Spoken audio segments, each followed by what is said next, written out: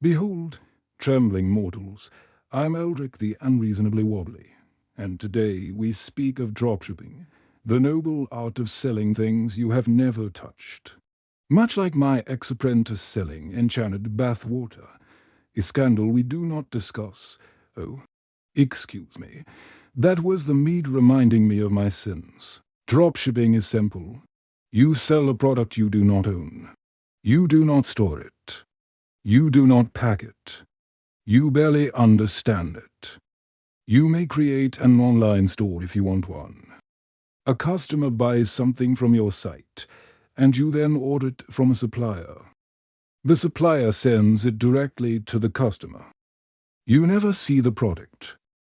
You never touch the product. No inventory. No warehouse. No dragon-shaped back scratches jutting you from across the room. Ignore that. Minor internal rebellion. Mead is a treacherous ally. So why would any sane sorcerer attempt this? First, low startup cost. You do not need gold. You do not need silver.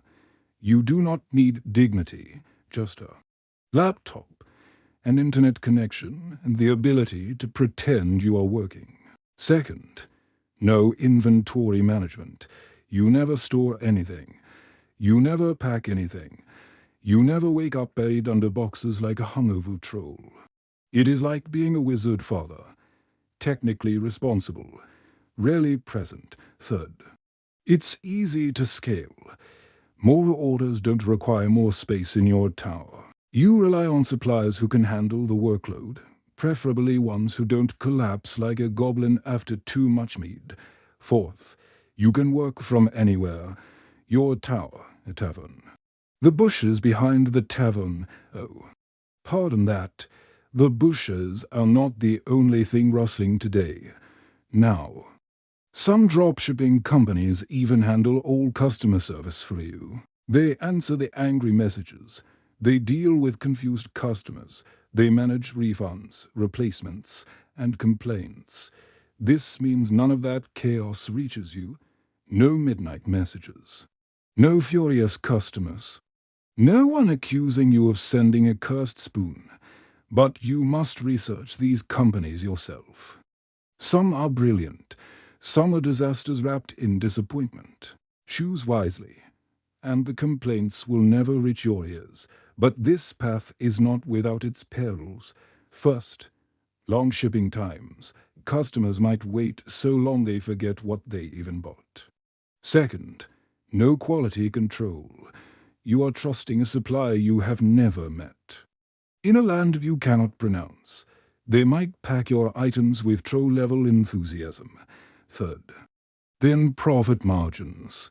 Your profits can be slimmer than a goblin on a detox cleanse. Everyone sells the same products, so it's a marketplace knife fight where you're armed with a wooden spoon. Fourth, customer service nightmares, unless you choose a company that handles it for you. If not, you get the angry messages.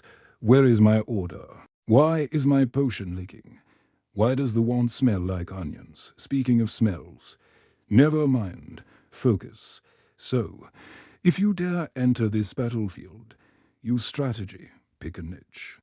Don't try to sell everything. You greedy gremlin, choose reliable suppliers with a real track record. Not ones who vanish like my dignity after a pint of mead. Test the product. Yes, actually order it for yourself to check the quality. Build a real brand, not Magic Shop 1 to 3. And market properly.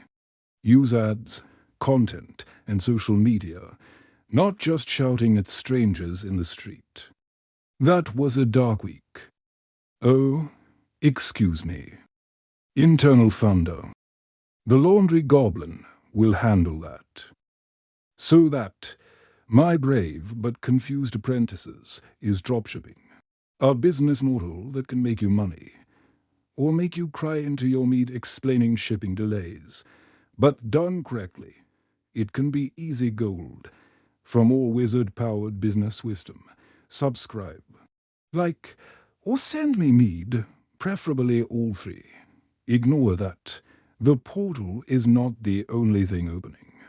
Today, and I pity the laundry goblin. Until next time, friends.